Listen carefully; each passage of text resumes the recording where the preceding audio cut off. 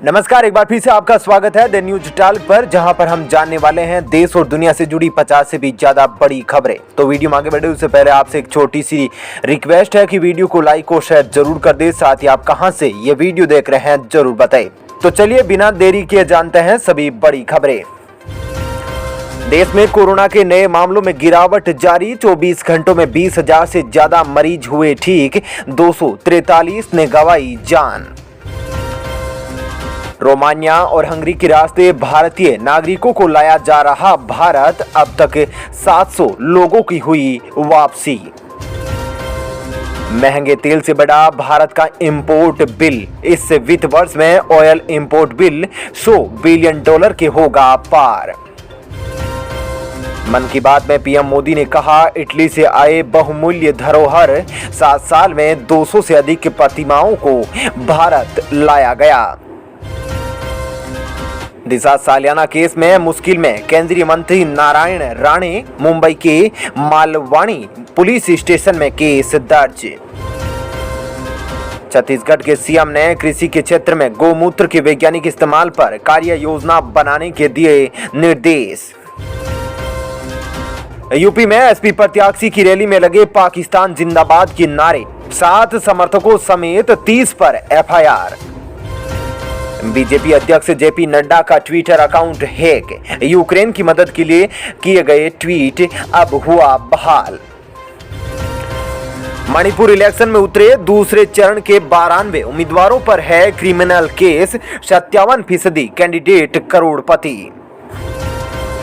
Ukraine रूस के बीच other में लटकी शांति वार्ता। राष्ट्रपति जेलेंस्की का बेलारूस से बातचीत से इनकार, इस बात पर जताई आपत्ति। अमेरिका से भारत को जल्द मिलेंगे 30 प्रीडेटर ड्रोन। अंतिम दौर में बातचीत। $3 अरब में है अनुमानित लागत। वहीं अमेरिका ने पुतिन की एंट्री और ब्रिटेन ने रूसी बैंकों पर लगा दिया बैन। पंजाब चुनाव के दौरान लुधियाना में पुलिस ने जब्त की 5000 लीटर अवैध शराब। 7.2 केजी हेरोइन भी बरामद। फ्यूचर रिटेल बंद करने जा रही अपने ज्यादातर बिग बाजार। रिलायंस जल्द करेगी टेकओवर। पाकिस्तान और तालिबान के बीच बड़ा तनाव। दोस्ती में दरार की वजह बनी अफगान पाक सीमा 2 दिनों के लिए बंद। बीजेपी सांसद अर्जुन सिंह पर ईंट से हुआ हमला। टीएमसी ने बीजेपी सांसद और दिलीप घोष के खिलाफ दर्ज की शिकायत। यूपी के कुंडा में कई जगहों पर बूथ कैप्चरिंग का आरोप। एसपी ने लिखी चुनाव आयोग को चिट्ठी। वहीं श्रीलंकाई नौसेना ने 8 भारतीय मछुआरों को किया गिरफ्तार। नाव को भी किया जब्त, जांच जारी। त्रिपुरा में भाजपा कांग्रेस के कार्यकर्ताओं के बीच चले लात घूंसे। प्रशासन ने सीएम विप्लव देव की विधानसभा में लगाई धारा 144। 10 से 15 साल पुरानी कार मालिकों को मिली बड़ी राहत। सरकार ने जारी किए नए दिशा निर्देश।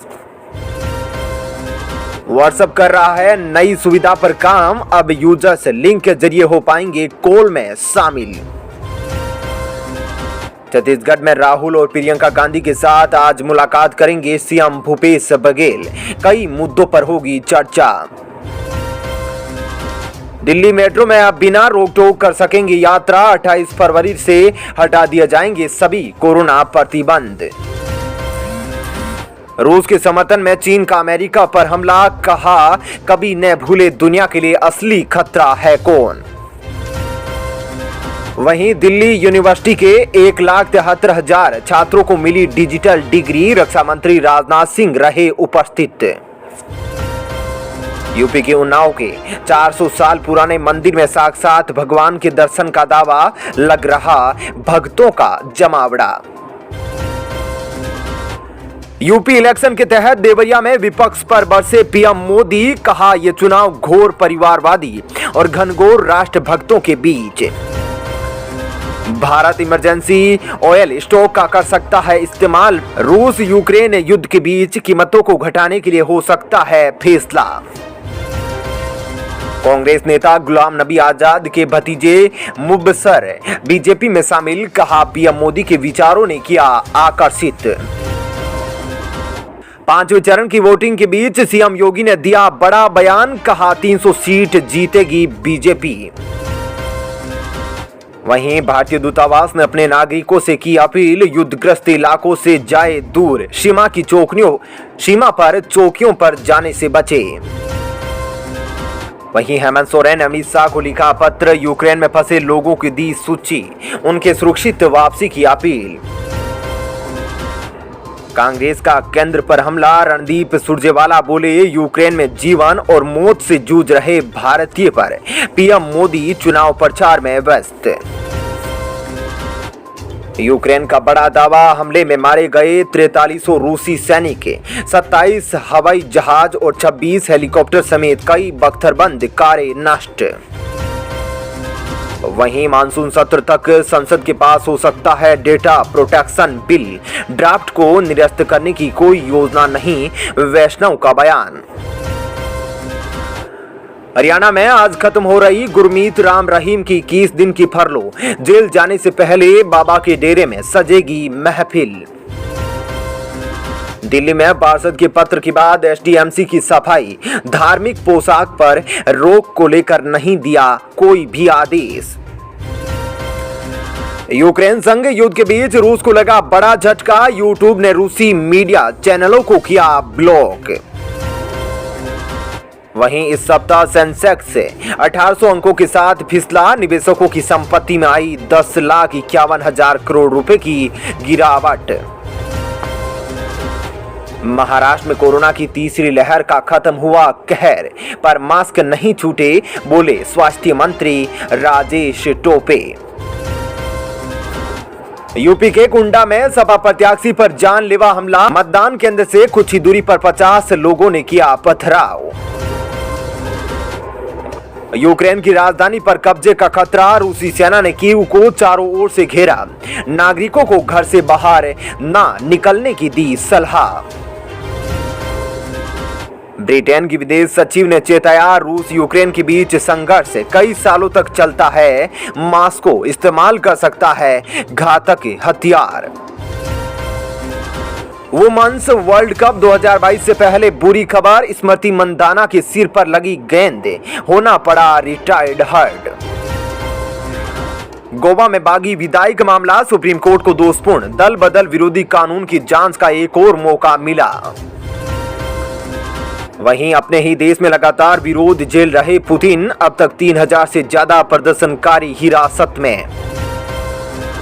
वहीं बंगाल निकाय चुनाव में बवाल, ईवीएम तोड़ने के आरोप में बीजेपी उम्मीदवार को किया गिरफ्तार।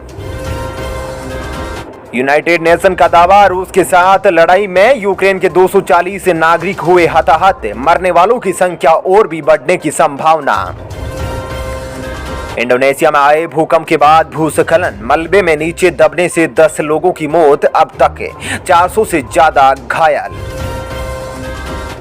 यूक्रेन क्रिप्टो करेंसी में भी ले रहा डोनेशन, रूस के साथ युद्ध के बीच बड़ी संख्या में मदद कर रहे लोग।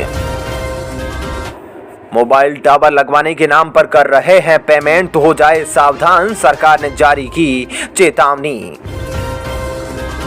वहीं बिटकॉइन की कीमत में भारी गिरावट, इथेरियम भी खिसका नीचे।